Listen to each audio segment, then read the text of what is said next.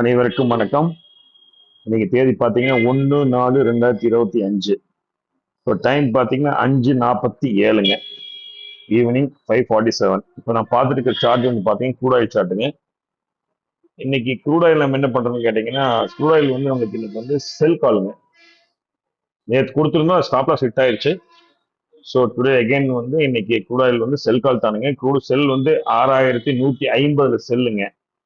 6150 செல்லு, 6200 ஸ்டாப் லாஸ்ங்க, 6066 டார்கெட்டுங்க. 6066 டார்கெட்டுங்க.